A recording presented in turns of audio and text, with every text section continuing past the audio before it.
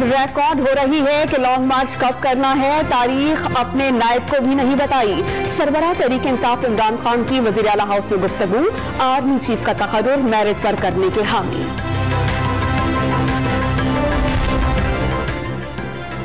PTI के मुमकिना धरने के पेश नजर इत्तेहादी रहनुमाओं की मुशावरत, वज़ीर आज़म हाउस में शहबाज शरीफ की ज़ेर सदारत रहनुमाओं की बड़ी बैठक। मौलाना फजल रहमान, राना सनाउल्लाह और खालिद मकबूल सिद्दीकी भी शरीक।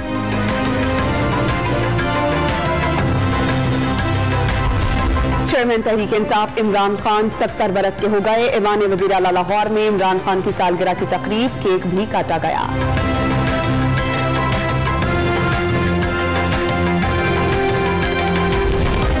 चीफ जस्टिस सुप्रीम कोर्ट ने जुडिशल कमीशन का इजलास 12 अक्टूबर को तलब कर लिया। लाहौर हाई कोर्ट के 13 एडिशनल जजेस की मुस्तकिली पर गौर किया जाएगा। रवां साल अप्रैल में एडिशनल जजेस की मुद्दत में 6 माह की मजीद तौसीह की गई थी।